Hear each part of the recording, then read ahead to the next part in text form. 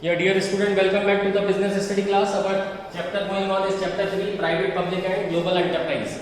And today's topic is government company. So government company is established under the Companies Act 2013 and is registered and governed by the Provision of Companies Act 1956. These are established for purely business purposes and in true spirit competition with companies in the private sector. So according to the section 2, subsection 45 of the Companies Act 2013, a government company means a company in which not less than 51% of the paid up capital is held by central government. Clear? See, according to the section 2, subsection 45 of the Companies Act 2013,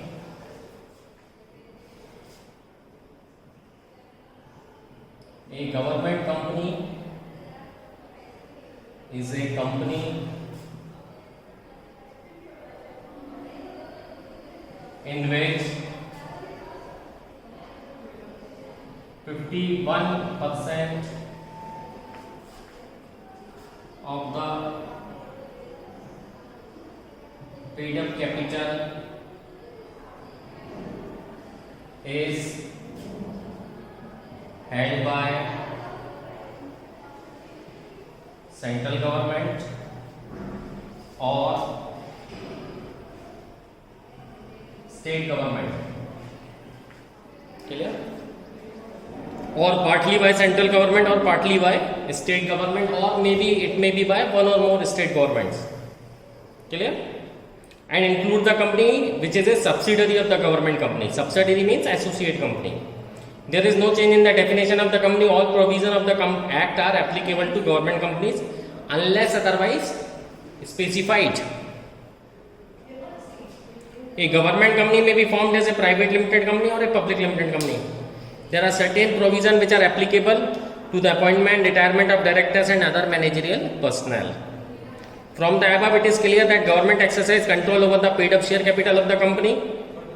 The shares of the company are purchased in the name of the President of India. Since the government is the major shareholder and exercises control over the management of the companies, they are known as government companies. Clear? Now there are certain features or characteristics of the government company which are as follows. First,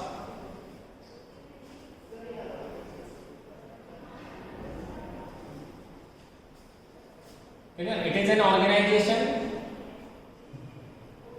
It is an organization created under the Companies Act, Section 2, subsection 45 of the Companies Act.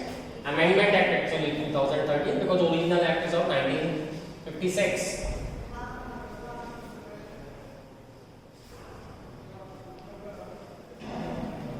Or any other previous company law. Or why the word it is said or any other previous company law? Because some companies are working from the time of the Britishers. The TISCO was established in the year 1885. At that time, British Companies Act was prevalent. British Companies Act turned into the Indian Companies Act 1956, and same we have adopted.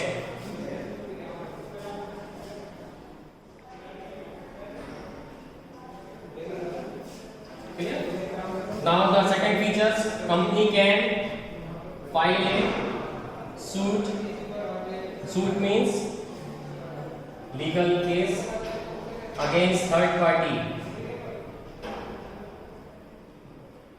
Company can file a suit against a third party and can be sued by any other person. Company can enter into a contract, and enter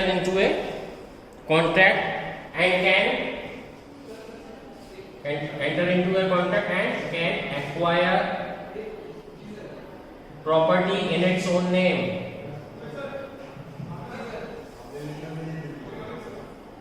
clear, and can acquire property in its own name.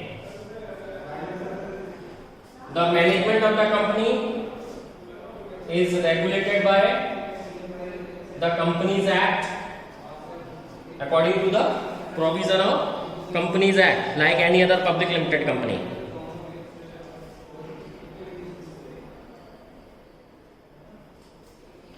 Similarly, employees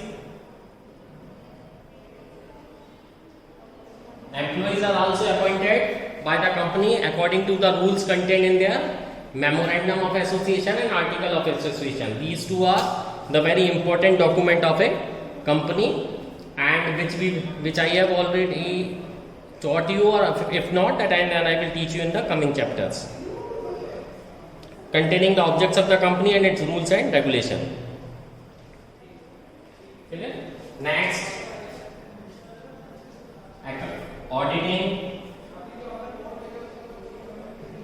Auditing means verification of the account. So these companies are exempted from accounting and auditing rules and procedure. An auditor is appointed by the central government and annual report is to be presented in the parliament or the state legislature. If the company is financed by a central government, then the documents are laid in the parliament, and if it is financed by state government, then in the state legislature. The government company obtain its fund from the government shareholdings and other private shareholder. It is also permitted to raise funds from the capital market.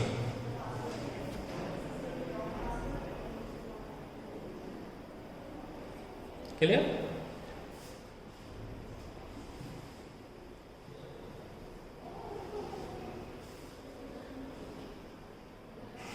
Now see the merits.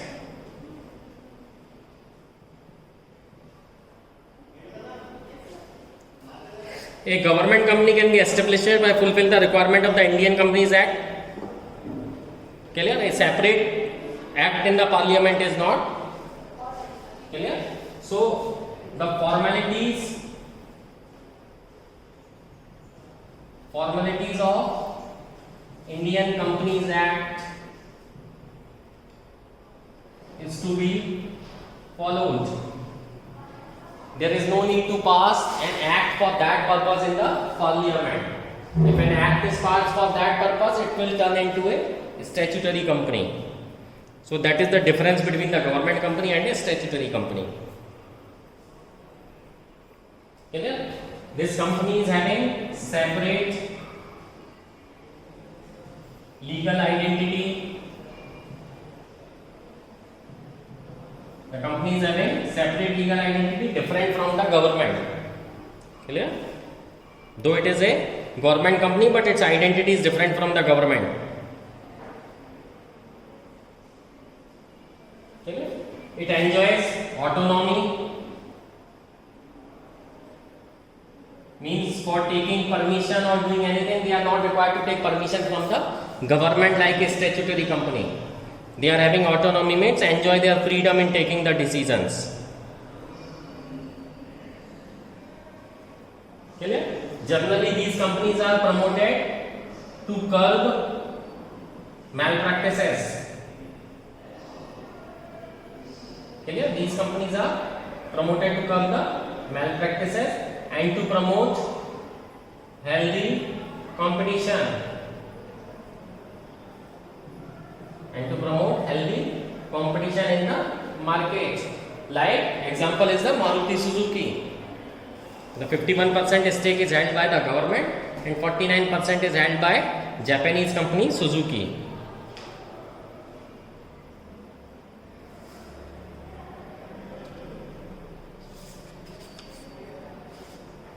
Okay, now we will study the limitation.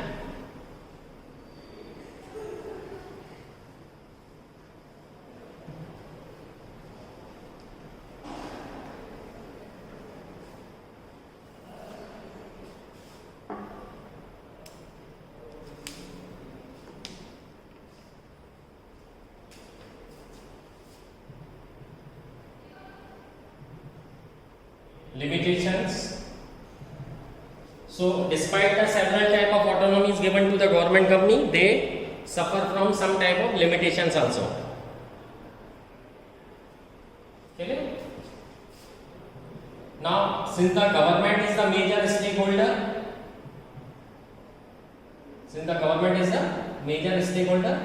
so sometime what happens, the provision of the Companies Act are not fully applicable because government control will always remain over there.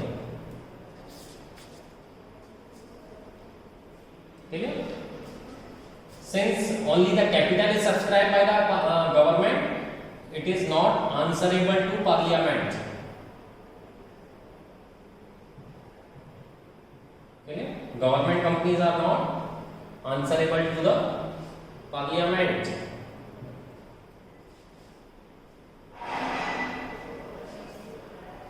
As the government is the main owner, so normal control will always remain in the hand of government. Though government will always show that we are having a separate identity, but being the sole shareholder, the management and administration rests in the hand of government. The main purpose of the company registered, like any other company, is defeated. Okay? So sometimes the purpose of the company is defeated in case of government company. So this is the merits, limitation and feature of the government company. Though it is more or less similar to the statutory corpus, but there is some kind of major difference between them. So try to keep a note of this thing, that there is a difference between the government company and statutory corporation. The major differences of the capital. In government company, the capital is subscribed by the government. On the other hand, in statutory corporation, for the control, an act is required to be passed in Parliament. Clear? I hope this thing will help you. Happy learning.